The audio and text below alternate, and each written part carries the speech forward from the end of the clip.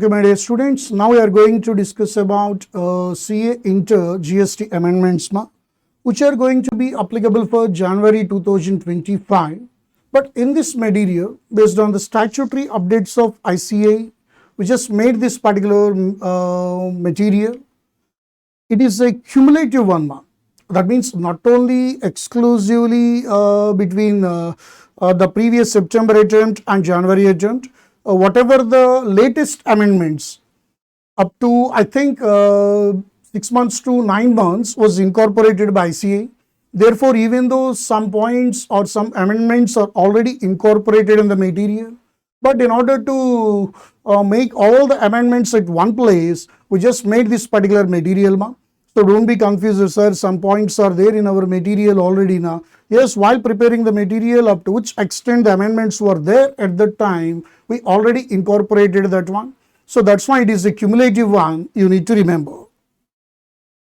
See, with respect to this,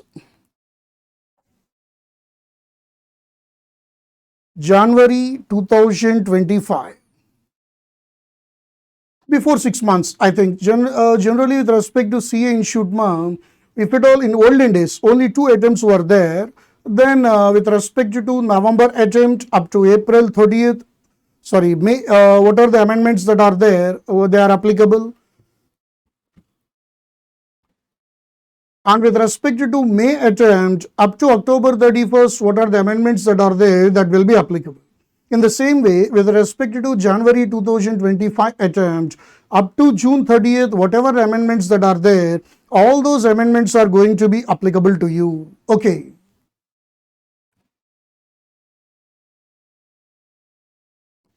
First, we need to start from this supply chapter.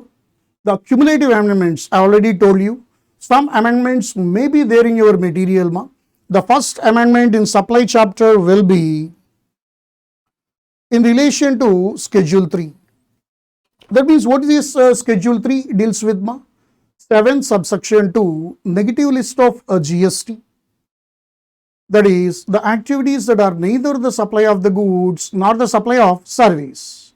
7 subsection 2 read with Schedule 3 deals with the topic, the activities that are neither the supply of the goods nor the supply of service. In that, one of the point is actionable claims other than lotteries, betting and gambling. Other than lotteries, betting and gambling. Those activities are neither the supply of the goods nor the supply of service. In olden days, it was the old provision. But now, sir, what is the latest provision? The latest provision is here, actionable claims other than specified actionable claims, or neither the supply of the goods nor the supply of service.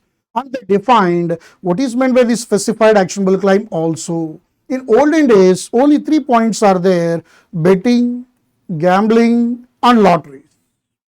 But now, along with betting, gambling and lotteries, casinos, horse races, online money gaming, those 3 are also added to that. Those are also added to that. Betting, casinos, gambling, horse races, lotteries, online money gaming, these 6 are treated as specified actionable claims. So the person who is arranging or organizing, whether directly or indirectly, in the supply of these specified actionable claims, definitely it comes under supply of definitely we are liable to pay the GST on that. That's why Schedule 3 was now modified like this. Any actionable claim other than specified actionable claim is neither the supply of the goods nor the supply of service. Now, what is the summary with respect to this amendment? Previously, only 3 items are excluded, that is lottery, betting and gambling. But now, along with betting, gambling and lotteries, casinos, horse races, online money gaming was also involved therein. So that's why other than specified actionable claims, remaining whatever the actionable claims that are there, they are neither the supply of the goods nor the supply of service.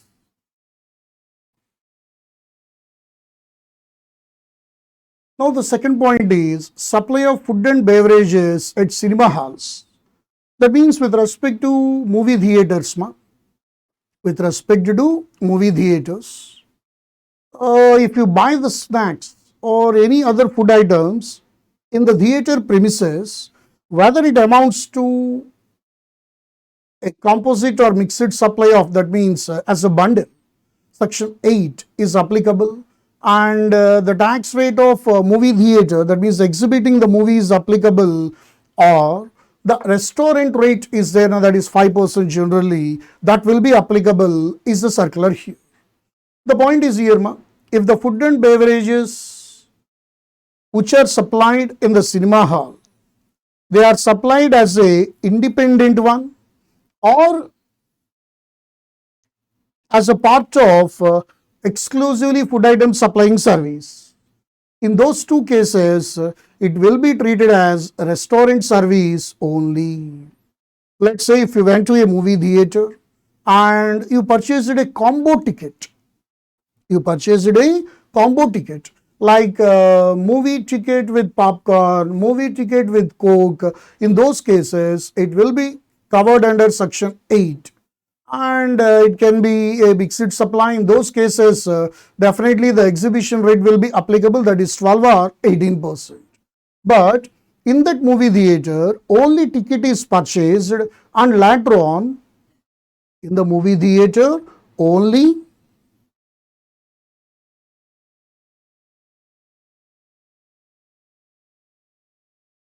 ticket is purchased, and the food is at your option. If you want to buy that, you can buy that, or if you don't want to buy that, it is up to you. In those cases, it will be treated as restaurant service only, and what is the rate that is applicable to the restaurant will be applicable in this case also.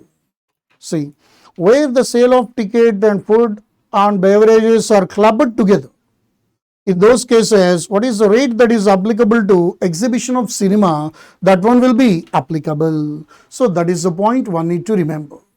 Okay.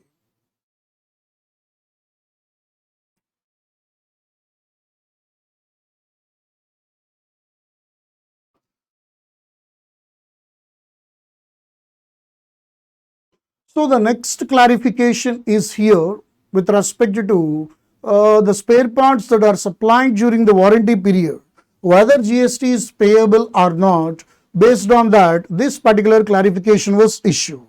So regarding that, the first question is here, whether GST would be payable on the replacement of the parts or supply of the repair services without any consideration from the customer as a part of warranty.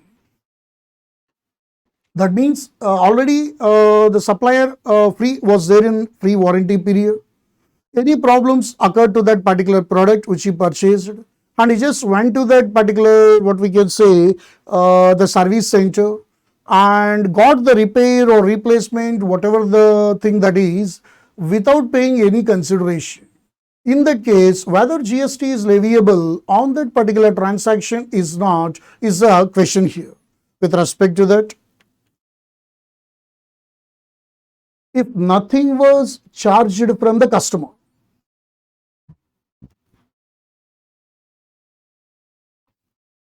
if nothing was charged from the customer, in those cases, it is no supply was involved therein, no GST is payable.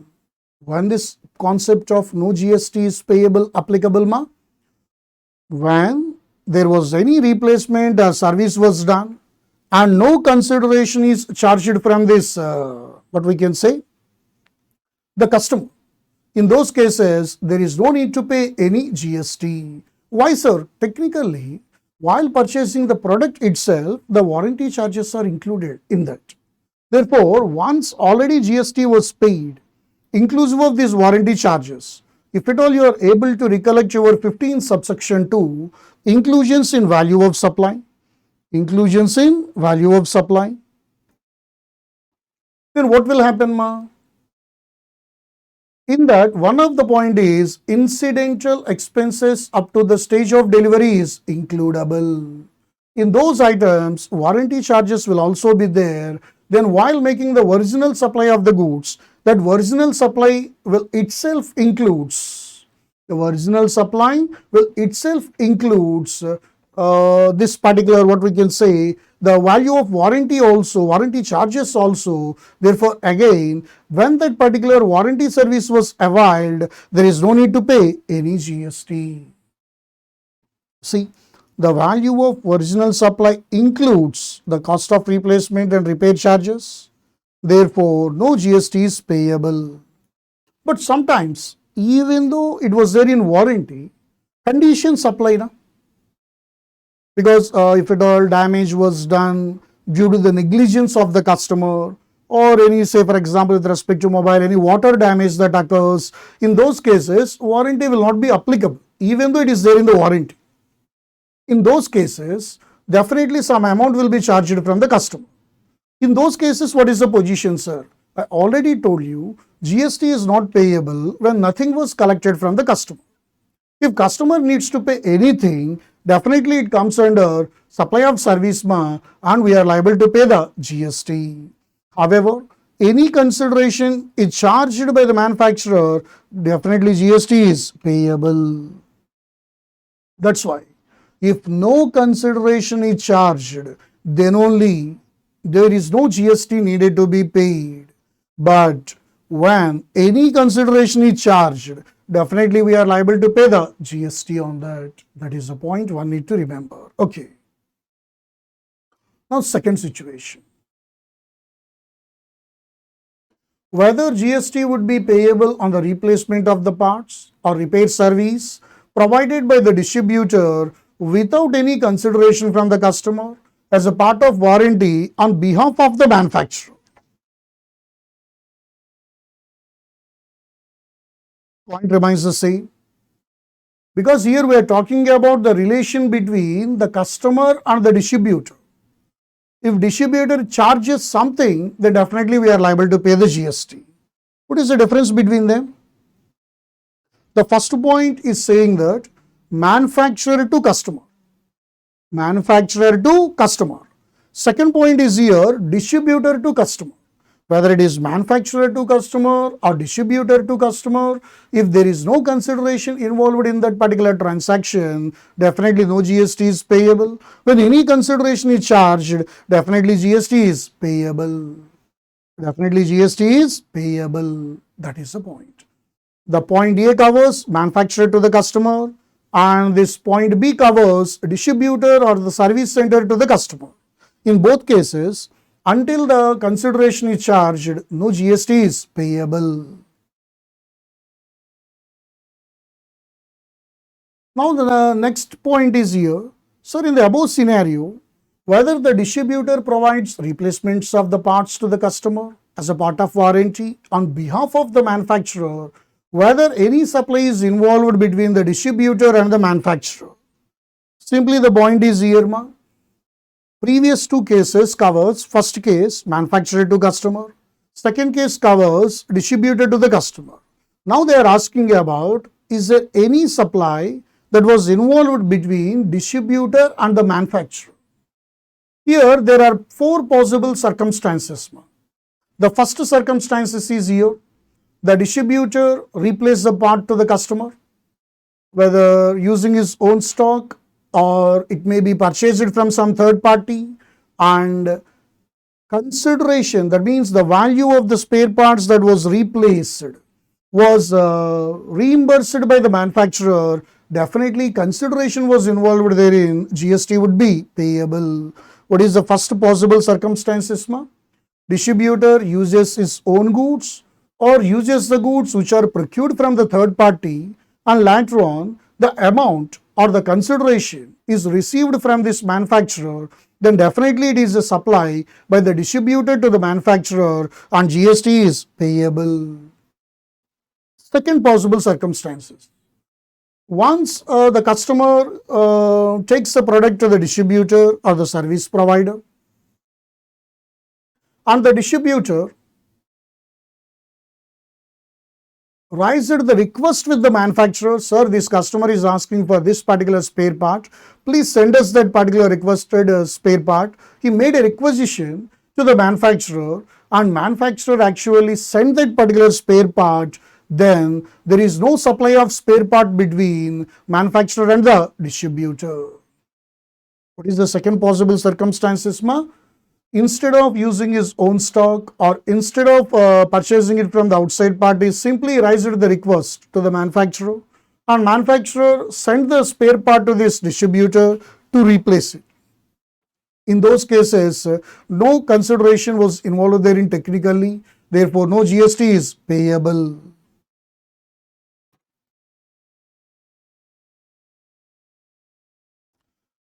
And third possible circumstances is already the manufacturer has sent some stock of spare parts, because manufacturer knows which spare parts generally will be damaged or broken or some problems can be there. Those spare parts, in order to maintain the stock with the distributor, because there should be a speedy provision of service under warranty, because you should not want any negative feedback from the customer. Na? I need to wait this much of time to get my product repaired or replacement. In order to avoid all these bad remarks, they will maintain some stock with the distributor. What are the items that are frequently damaged? In those cases, already manufacturer sent the spare part to the distributor previously. From that stock, the distributor has provided the replacement. In those cases, it is not a supply technically, a credit note will be issued for that now. And the last possible circumstances,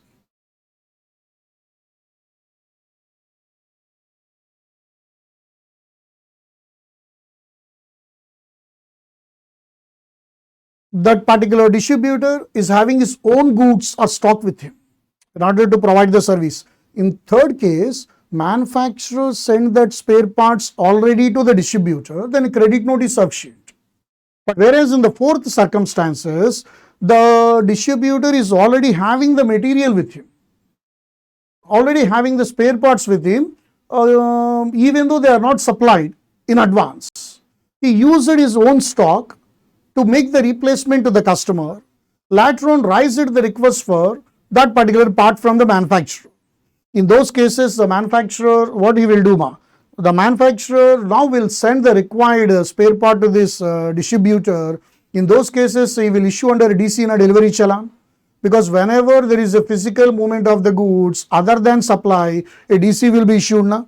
That's why in those cases, what is not required, ma? There is no need to pay any GST. So these are the four possible circumstances, ma. First one is, what is the first possible circumstances? Distributor uses his own stock or purchases it from the third party and used it for replacement. Later on, he asked for money and money was actually reimbursed by the manufacturer. It is a supply, he is liable to pay the GST. And second possible circumstances, when request for replacement was received from the customer, distributor raised the request with the manufacturer and manufacturer provided that particular spare part, then definitely it is not a supply. Third case, the distributor actually replaces the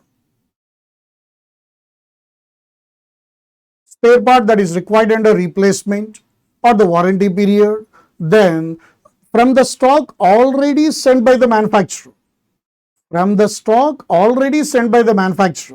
then also there is no need to pay any GST because the credit note is sufficient there.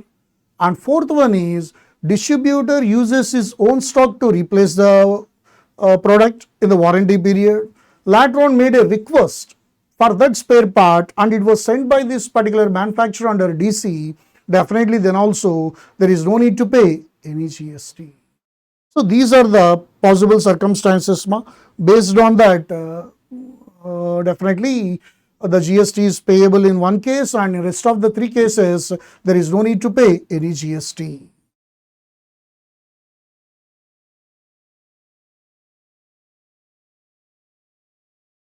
The next point is, ma, sir, just now we discussed about replacement only of the product.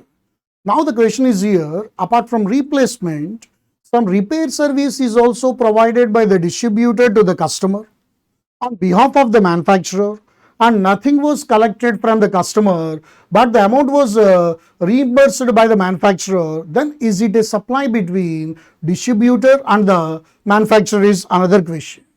What is the question here?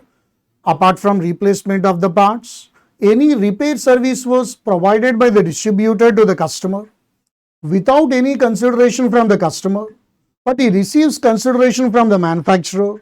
In that case, any supply that was involved between distributor and the manufacturer, answer is yes.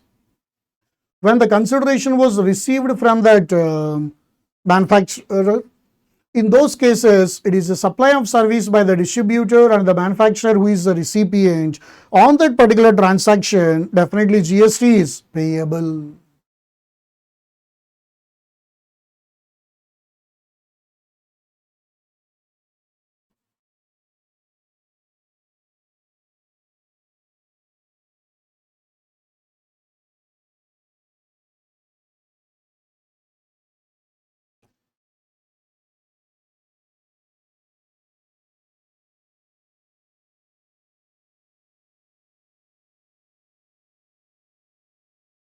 Now the next question arises is here.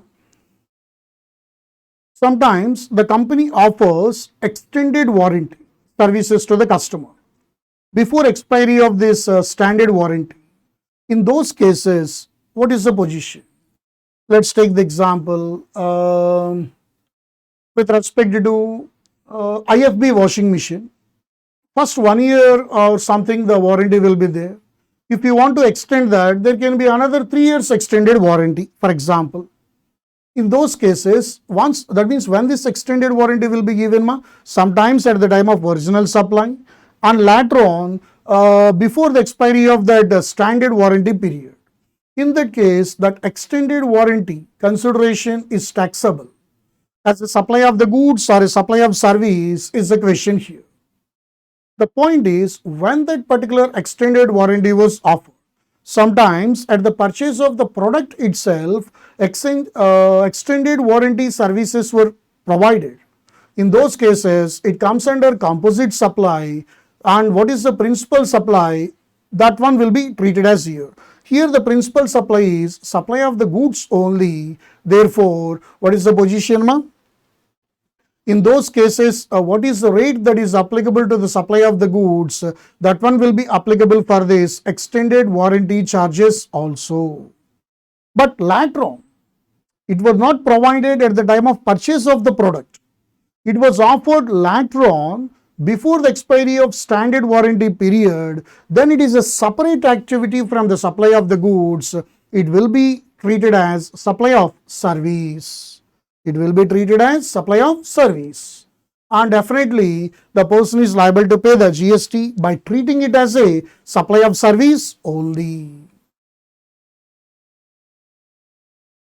So this is the clarification regarding the warranty. So here we discussed majorly how many points? 5 points here. The first point is manufacturer is providing direct replacement to the customer under warranty without consideration. It is not a supply, we are not liable to pay any GST. Second one, under warranty period, distributor provide the replacement to the customer without any consideration. In that case also, there is no supply that was involved between distributor and the customer. We are not liable to pay any GST. Third one,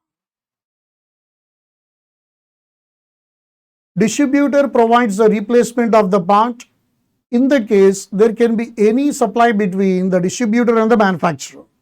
If the distributor replaced the product and later on received the consideration, in those cases, that means in form of money, it is a supply and he is liable to pay the GST. But whereas, if the distributor once received request from the customer, put a requisition for that replacement from the manufacturer himself, or second case, distributor replaces the part from the supply already made by the manufacturer, or he made a actually supply or replacement from his own stock and raised the request, and from the manufacturer he received the particular spare parts only. In those cases, he is not liable to pay any GST. And the fourth case is here, what we discussed. Other than replacement, any repair service was provided, whether GST is payable when the consideration is received from the manufacturer or not from the customer. Answer is yes. Definitely, what is the position, ma? It is a supply of service by the distributor to this manufacturer and is liable to pay the GST. And the last point is here, what about the extended warranty? If extended warranty was provided at the time of original purchase itself, it is a composite supply and it will be treated as supply of the goods. What is the rate that is applicable to the goods will be applicable to this extended warranty service charges also. If at all it was given later on, not at the time of original purchase, it will be treated as supply of service. That is a point one should remember. Okay.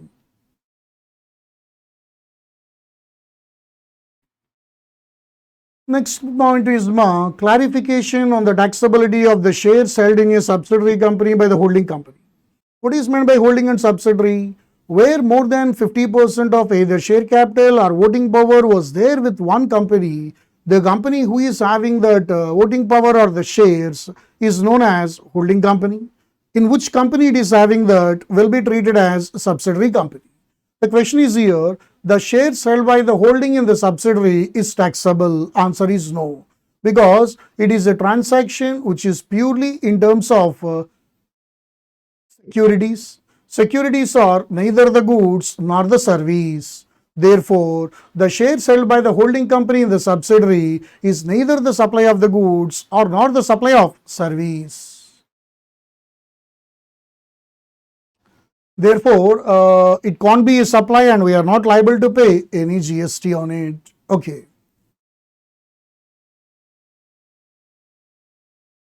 So, the next point is charge of GST.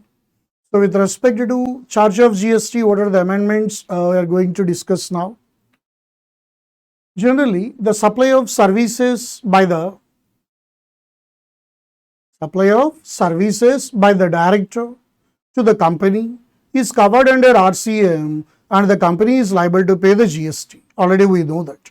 But now the government wants to give one clarification. Not every service by the director is covered under RCM to the company.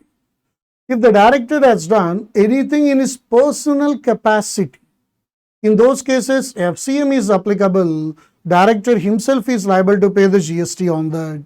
Anything that is done by the director to the company, what is the position?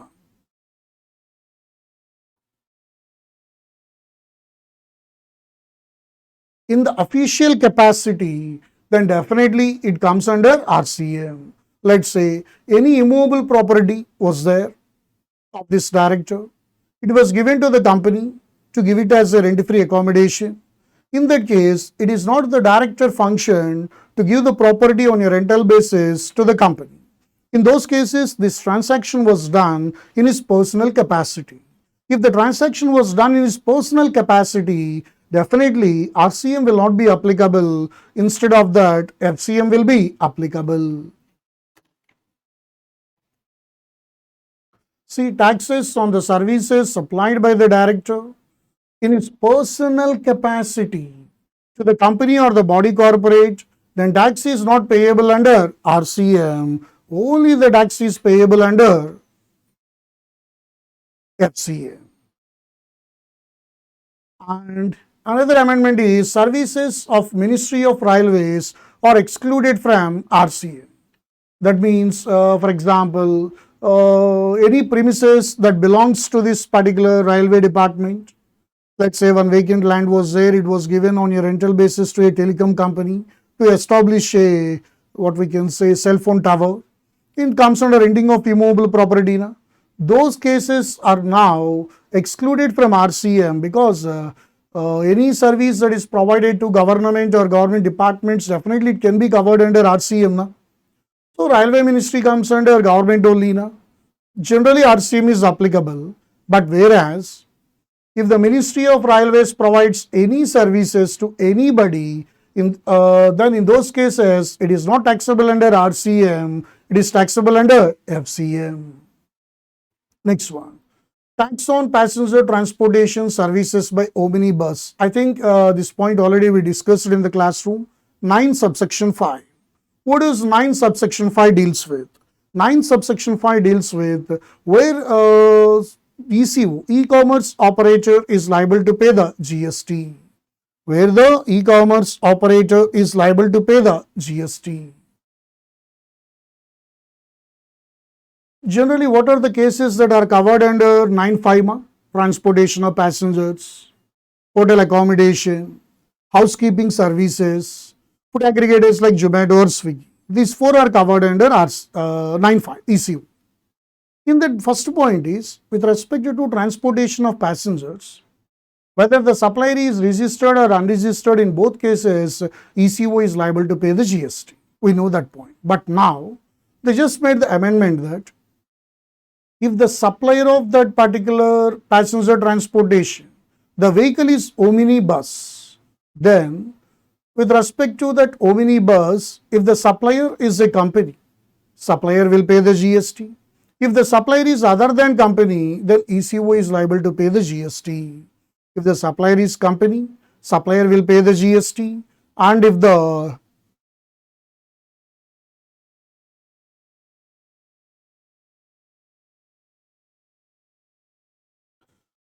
omnibus supplier is a company, then supplier will pay the GST. Other than company, then ECO is liable to pay the GST. Rest of the points remains the same. Other than omnibus, always ECO is liable to pay the GST. So the next amendment is there in place of supply. So with respect to place of supply, so with respect to place of supply, one additional point 10(1) CA was inserted with respect to OTC, over the counter sales. That means it was purchased in one state, the good, and which is going to be used by the buyer in some other state. In those cases, what is the place of supply? That point will be there under 10(1) CA. In those cases, if the address on record is available, then the address that is there on the record will be the place of supply. No address was provided by the customer, then location of the supply itself is deemed to be the place of supply also. Let's say we just there in Andhra Pradesh, we went to Telangana for shopping, we purchased a few items, thereby we just came back to our AP, Andhra Pradesh. In this case, it is a over-the-counter sale which is going to be used by the buyer in some other state. While making the purchase, I just provided my address, I am from AP. In that case, that address on record will be the place of supply and it is the interstate supply, IGST will be levied. If nothing was mentioned by me while purchasing the goods, in those cases, address on record is not available, the location of the supplier will be the place of supply. That means LOS, POS was there in same state. In that case, it is the intrastate supply and CGST and SGST will be levied. So there is one clarification regarding the place of supply in respect of advertisement. Let's say, for example, there was a hoarding. Let's say there was a hospital. On the terrace of that particular hospital, which was located in the prime location, one big billboard or hoarding was there. Now, this particular hospital asked the advertisement agency, so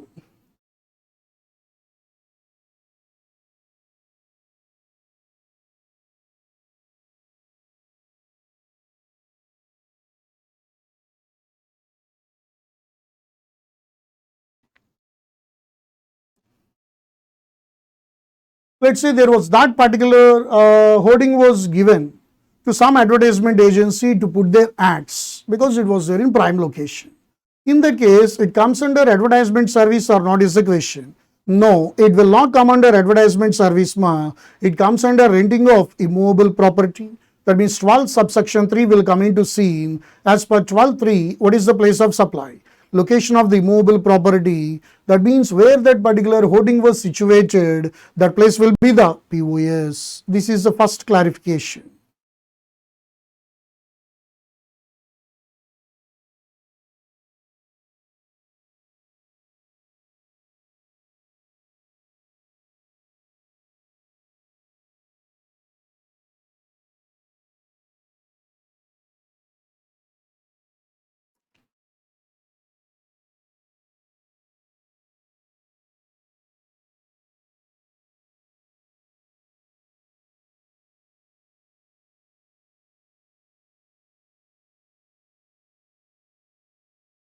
And another point is, advertising company wants to display its advertisement on the hoarding. If that particular hoarding is actually belongs to either the vendor or it may be a rented one by the vendor. Here that particular person is providing the hoarding there to the advertisement company. Then also what is the section that is applicable, ma'am? In those cases, to whom actually this hoarding belongs to? Vendor. Now it was not taken on rent, now it belongs to him only. He says that this is my hoarding, on this particular hoarding, please put a beautiful advertisement or some other data there. In that case, purely it comes under advertisement service. Advertisement service is not covered under from 12.3 to 12.14. In those cases, the residuary one, 12.2 is applicable. As per 12.2, its place of supply will be determined. That means where the hoarding belongs to the vendor and only advertisement was posted by the advertisement company, there is no renting of immovable property was involved. In those cases, 12.3 will not be applicable. Instead of that, what is the section that will be applicable, ma? 12.2 will come into C.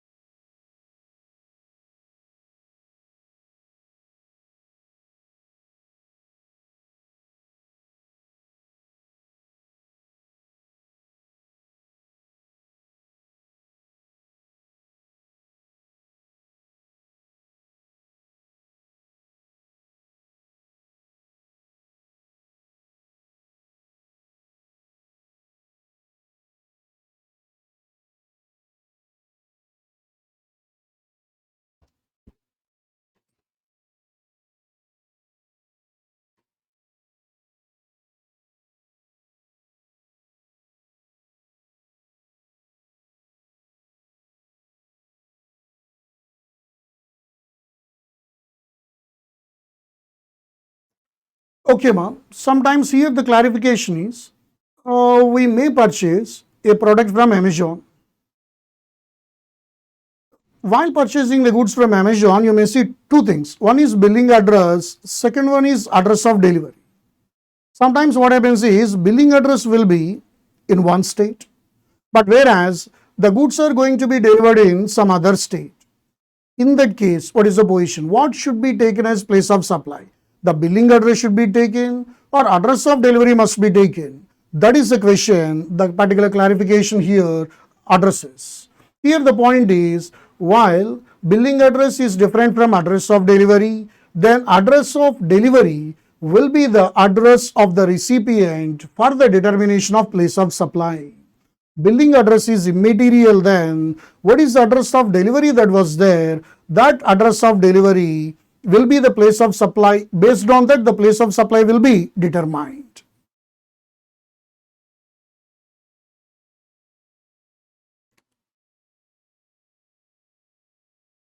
So the next point is here.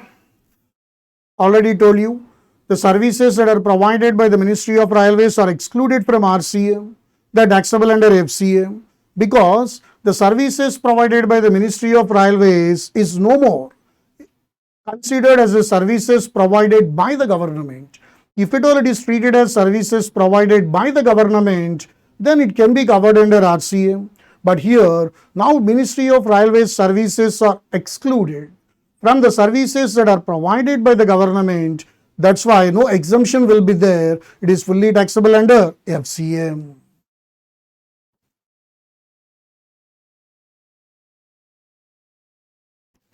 And another point is some new services that are provided to governmental authority is exempt. Generally, pure labor services to the governmental or government is exempt. Governmental authority or government is exempt. In those services, now few points are added like water supply, public health, sanitation, solid waste management services, and slum improvement projects. Those services are provided by any third person to the governmental authority. Now those services are also exempt. That means under the services provided to government, few points are added. like water supply, public health, sanitation, solid waste management, slum improvement, these activities are provided by any third person to the governmental authority, then also it will be exempted.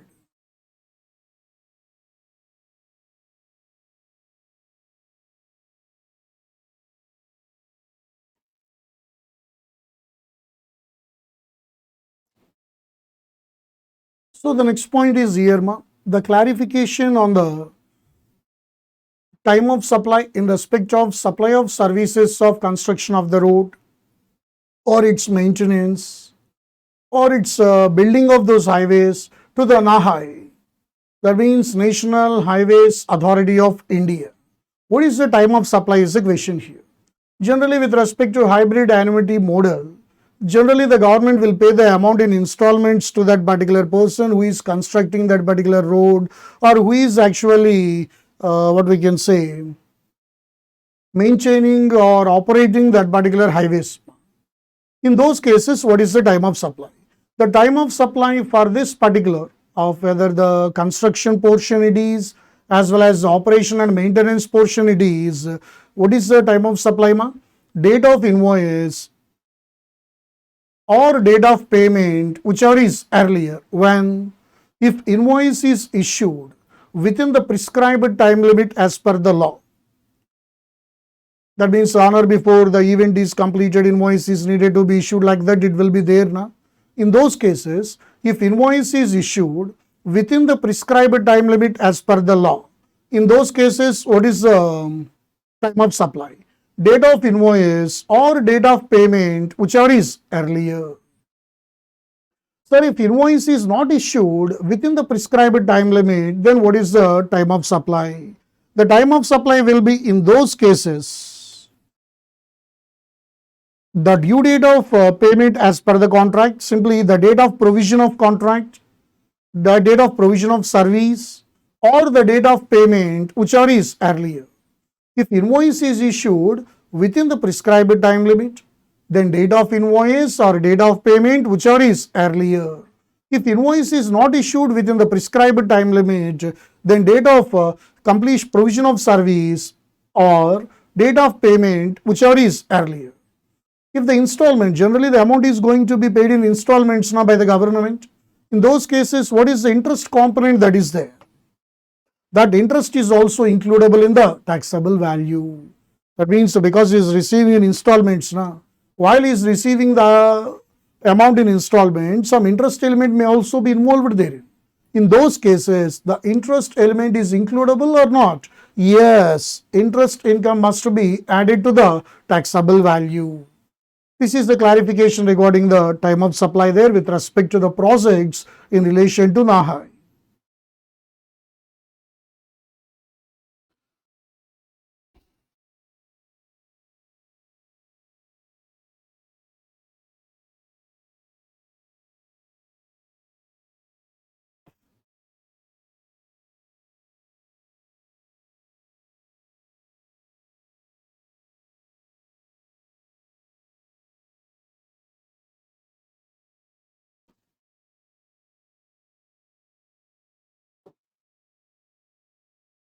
So the next amendment is there in value of supply. So with respect to value of supply, general rule is even time of supply also we can say this. The point is here with respect to this, while supplying the goods, at the time of receiving the advance, we are not liable to pay any GST. With respect to supply of the goods, while receiving the advance, we are not liable to pay any GST, but while making supply of service, we are liable to pay the GST on advances also. This is a sentence already we know. While making the supply of the goods, at the time of receipt of advance, we are not liable to pay the GST. But from this particular notification, specified actionable claims are excluded. I already told you what is meant by specified actionable claims. 6 actionable claims are treated as specified actionable claims. What are they? Lotteries, betting, gambling, casinos, horse races, online money gaming. With respect to these specified actionable claims, GST is needed to be paid at the time of receiving advance also. That is the point you need to remember. Even though actionable claims comes under supply of the goods, but still with respect to specified actionable claims. What is the position, ma'am? We are required to pay the GST at the time of receiving the advance.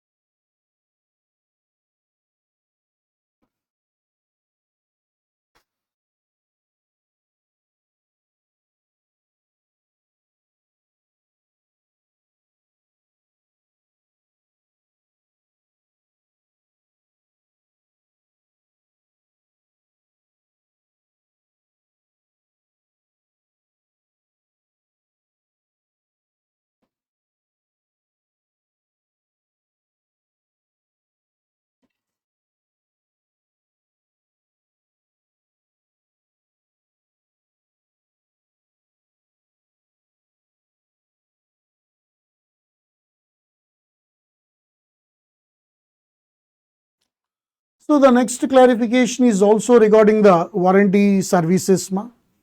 In those cases, what are the circumstances we discussed previously, whether it amounts to supply or not, GST is payable or not, in the same way, here also, we are going to discuss whether any ITC is needed to be reversed by the distributor or not is on the replacement of the parts is the point what we are discussing now.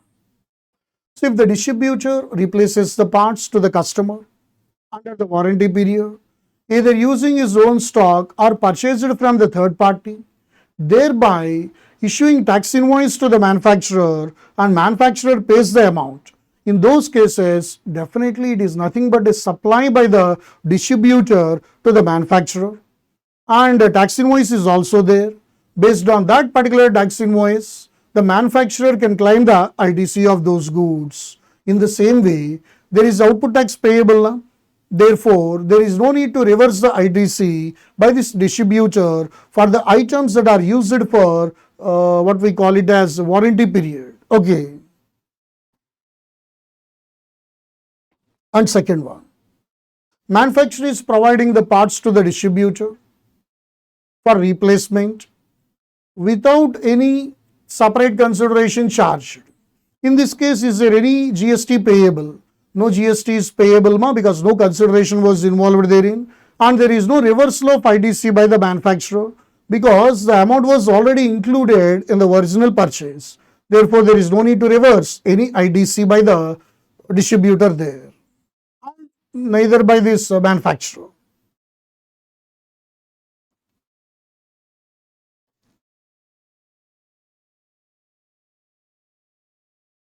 And what is the third possible circumstances, ma? Distributor replaces the products by using the stock already received from the manufacturer.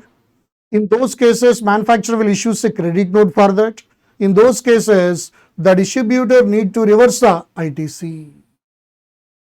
If the distributor replaces any parts by the stock already received from the manufacturer, in those cases, what is the position now?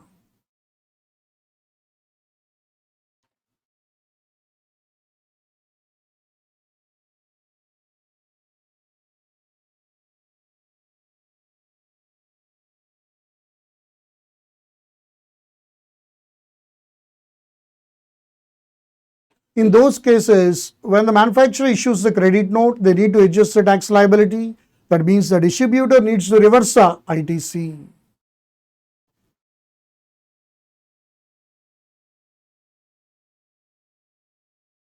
And what is the fourth possible circumstances? Distributor replaces the parts from his stock and later on raises the request for the stock.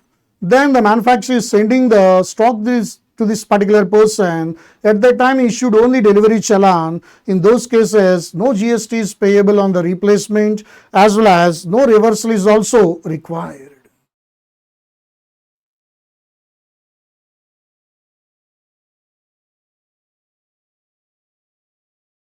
The next point is here, sir, original equipment manufacturer offers warranty and replacement of the goods or repair services, and it was done to the customer without any consideration. Is manufacturer is required to reverse any IDC? Answer is no, because the warranty charges are already included at the time of original supply and the GST was paid. Therefore, there is no need to reverse the IDC subsequently when it was done as a warranty service.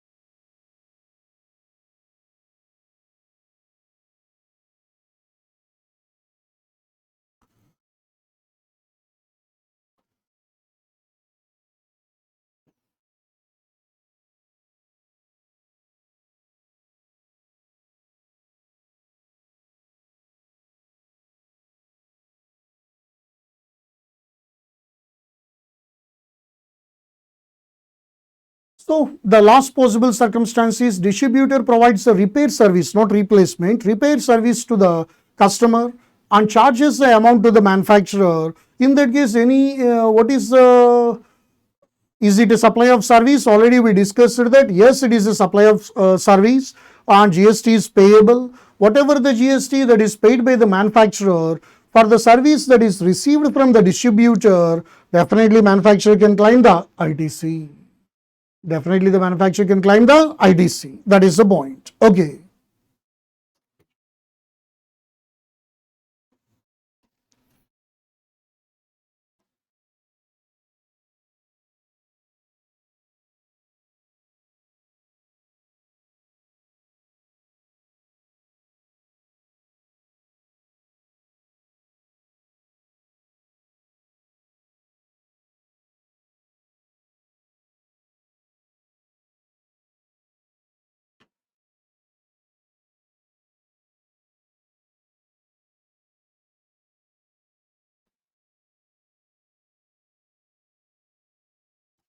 So the next clarification is regarding the time limit under section 16.4.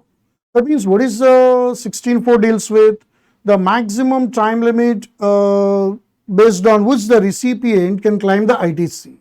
Next financial year, November 30th or date of annual return, whichever is earlier, that is the cutoff date to claim the ITC. But with respect to the RCM purchases, 12.3, whether it may be a good 12.3 and service 13.3 is applicable. Then sometimes beyond this 12.3 or 13.3 time limits invoice is issued. In those cases, which one shall be considered as a financial year? Let's say as per 12.3 or 13.3, invoice is needed to be issued under this present financial year. But due to some reason, the invoice was issued in the next financial year.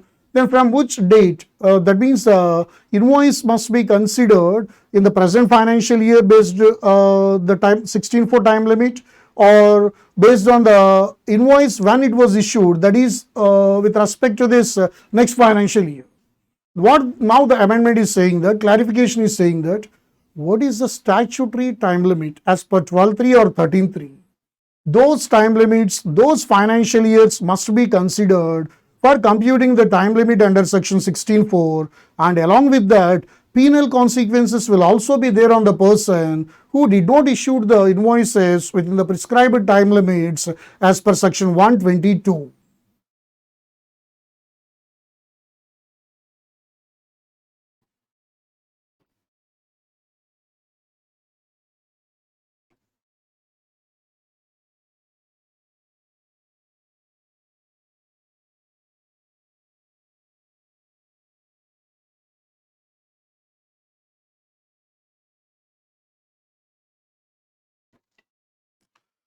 The next is my naam ke vaste, while providing the network of optical fiber cables, some manholes or ducts are used, then on them whether we can claim the ITC.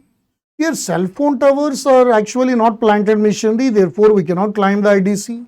But here OFC, that means optical fiber cables network, is actually is making of outward supply for the transmission of telecommunication signals. and those things are not expressly prohibited from the definition of this particular plant and machinery. Therefore, IDC can be availed on that. So as simple as that, not that much important from the examination point of view.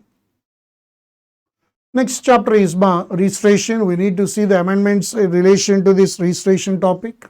Previously, with respect to registration, there is a requirement of presence of the applicant is required to do the physical verification. But now, after amendment, the presence of the applicant is not required to do the physical verification by the department. That means even though there is no presence of the applicant, but still physical verification can be carried by the department. Okay.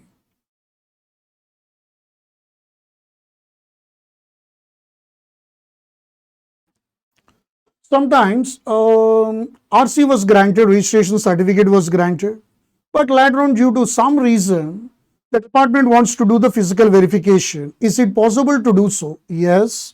Even after the grant of registration certificate also, physical verification is required. Sorry, physical verification can be done.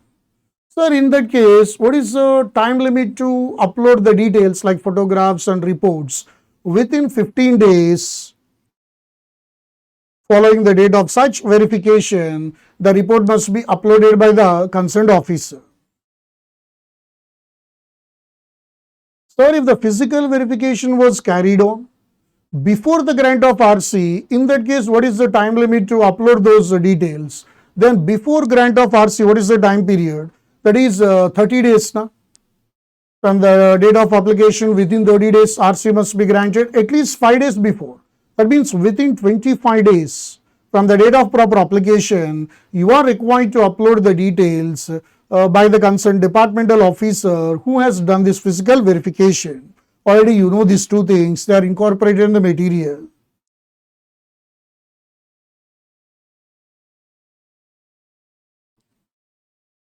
Next one is Rule 10A was amended. What does Rule 10A deals with? Rule 10A deals with even before submitting the bank details also you will get the registration certificate. But Rule 10A prescribes a specified time limit within which the registered person must submit the bank details to the department. Otherwise, his RC can be cancelled. There is a possibility. What is the time limit that was previously there? From the date of RC, 45 days is the point that is there. Now it was replaced by 30 days. Now what is the new time limit? From the date of RC, 30 days or the date of filing of GSTR1, whichever is earlier, that is the cutoff date to submit the bank details to the department. What is the details? What is the first one?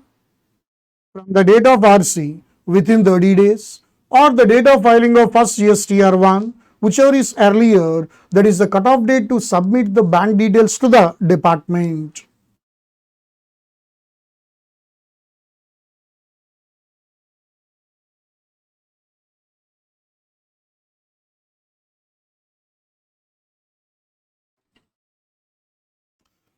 That means now this was a technical one. That means once that details are not submitted as per the statutory time limit of Rule 10 2A, in that case automatically system will suspend your RC. Later on it can be cancelled, that is different story. But immediately there is no need for any notices and all these things. Immediately once the bank details are not submitted, your RC will be suspended. But once those details are submitted to the department, then automatic revocation of suspension will happen. That means everything is automized then. There is no manual involvement there. When you did not submit the bank details within the prescribed time limit, then your RC will be suspended by the system immediately. When you submit the details, automatic revocation of suspension will be there. So there is also this point also we discussed in the class. It is a cumulative one, already I told you. There is a amendment with respect to revocation of cancellation of registration in section 30. Previously 30 plus 30 plus 30, 90 days is the total time limit to make the application for revocation. Now the time limit was modified. Now what is the time limit? So what is the original time limit now? Instead of 30 days, the original time limit is 90 days itself. 90 days itself. Okay. and if at all proper reason is shown, then the commissioner or his authorized person not below the rank of additional commissioner or joint commissioner can extend the time period up to further 180 days. So 90 plus 180, what is the time limit, ma? Total 270 is the time limit. Total 270 is the time limit now, 90 plus 180 days. This is already incorporated in material, old amendment, but we are discussing cumulative ones now, that's why we discussed this point.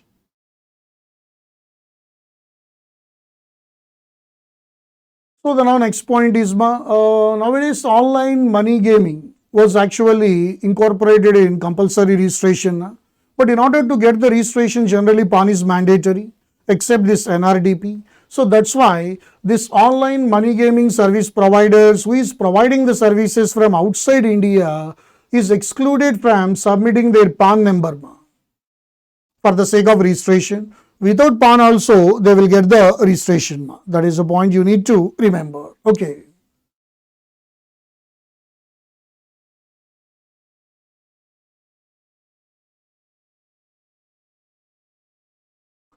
So the next point is my compulsory registration. There is another point under section 24. Any person who is making supply of the goods through ECO, who is required to collect the TCS, is required to take the compulsory registration. But now there was the amendment in that. Already we discussed this amendment in the classroom. It was an old amendment. Just I will tell you the overview of this. Generally, any person who is making supply of the goods through ECO is required to take the compulsory registration. But here some relaxations were given. To which type of people? Whose turnover, aggregate turnover, either in the preceding financial year or in the current financial year is less than the threshold limit, their relaxation was given for them to take the compulsory registration on satisfying certain conditions. So what are those conditions? First one, those persons shall not make any interstate supplies. Second one, they should not have the place of businesses in more than one state, and they should have the PAN number under income tax, and they must declare their PAN on the GST website, their address of business and the state where they are going to make the supply. Based on that, one enrollment number will be given to him. This enrollment number must be restricted to one state only, should not have the enrollment number in more than one state. Once this particular enrollment number was submitted to the ECO, then only ECO must allow the person to make the supplies through him. And once he got the normal registration as per 22, this enrollment number will cease to exist. Already we discussed these conditions in the classroom already. So if these conditions are satisfied, those persons who are supplying the goods through the ECO is not required to take any compulsory registration. And risk-based biometric Aadhaar authentication of registration applicants. That means sometimes if at all there is any background of that particular applicant is somewhat suspicious, then only after physical verification, even the Aadhaar link was done, based on the physical verification and taking the photographs like that, RC will be granted to him. This is called as risk-based biometric Aadhaar authentication. Initially, the pilot project was started in Gujarat. Now it was extended to Puducherry and Andhra Pradesh. That means it is a pilot project. Once it is implemented, we are going to discuss that. As simple as that, that point is. On tax invoice, debit notes and credit notes chapter, regarding this particular point, the threshold limit for invoicing is reduced to 5 crores. Already we know. That means previously the invoicing threshold limit is 10 crores. Now it was reduced to 5 crores. Starting from 17-18 onwards, in any financial year, your aggregate turnover is more than 5 crores, then invoicing is required to be issued. Already we know this one. Next point, invoicing is required while making the supplies to government departments or PSUs, which are actually has taken the registration for the purpose of TDS. Even though PSUs or government departments has taken registration only for the sake of TDS deduction as per section 24, but still they are treated as registered persons. Therefore, whatever the supplies that are made to government departments, definitely invoicing concept will be applicable. Keep it in mind, made by government departments, invoicing relaxation was there. Made to government departments or PSUs, definitely we are required to issue the invoice. That means invoice provisions will be applicable.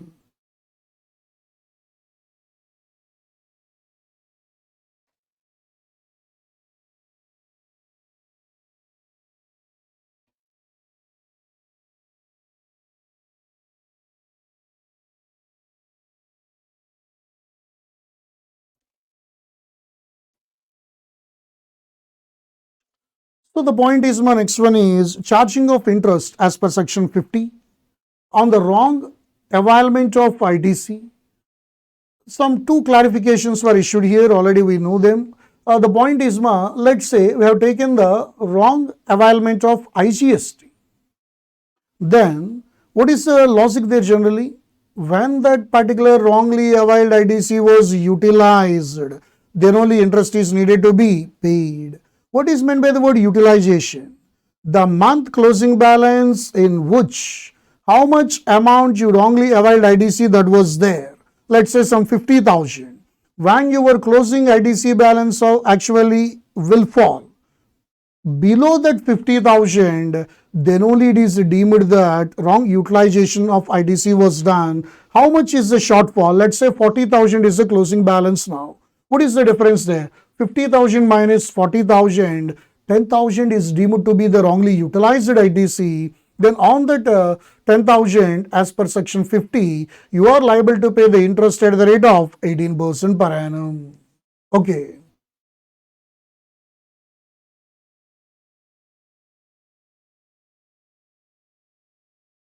The question is here, sir, with respect to IGST wrong availment of ITC, only IGST closing balance shall be considered or the entire GST balances, ITC balances shall be considered is the question.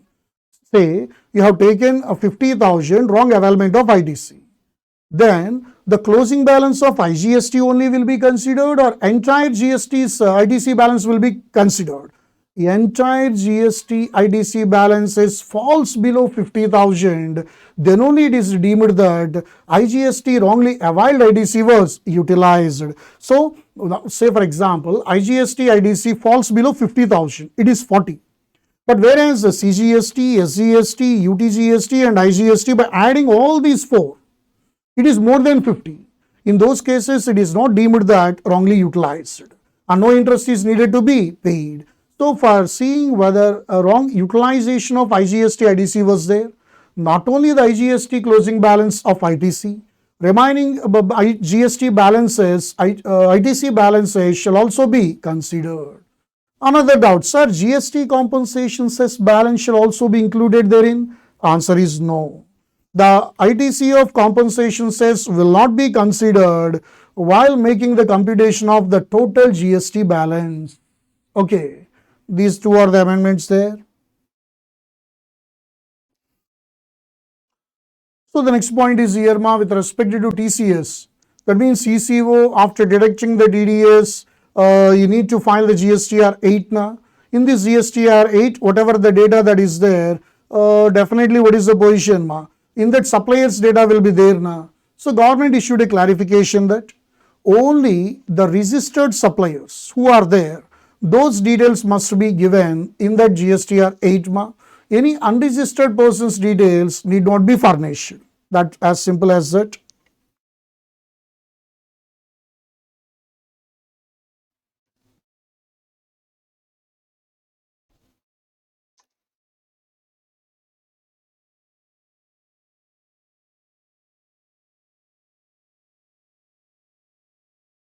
That means generally, the next amendment is here with respect to returns.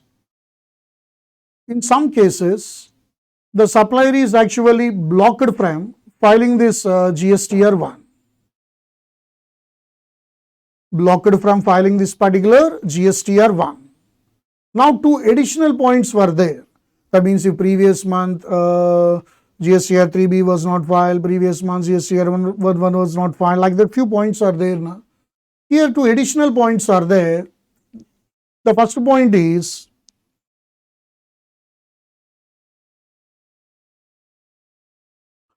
as per rule 8080D batching concept is there. There was a difference between GSTR1 data and GSTR3B data. In those cases, that particular mismatch must be rectified. Until that particular mismatch was rectified by the supplier, now he is unable to file his GSTR1. Second one, if the person did not submit the bank details as per rule 10A, I told you already his RC will be suspended automatically. That's why he cannot file the GSTR1. His GSTR1 can be blocked until those details are submitted. And 88D, it was Namke Vastema because nothing was actually till now was specified, even though it is there in the amendments. Because 88C deals with the GSTR 1 and 3B differences. This 88D deals with ITC. So wrong availment of IDC, like the GSTR 3B IDC exceeds GSTR 2B IDC, then for that mismatch you need to tell the explanation to the department. Otherwise, definitely you need to pay that amount along with interest. But for this, there is no proper points were specified. Therefore, we can ignore this particular point. So these are the amendments that are there with respect to our January 2025 exams. So hope this particular one will be useful to you. Even though it is a cumulative one, very few amendments. Only warranty is the exact amendment we can say. The rest of the amendments already we know them, but they are there in this particular statutory updates that are released by ICAI. Therefore, again we thought that we need to some refresh your mind. Therefore, we have done this. Hope this video will be useful to you. Please like this particular video and share it with your friends. So the YouTube channel will be Masterminds for CA and CMA.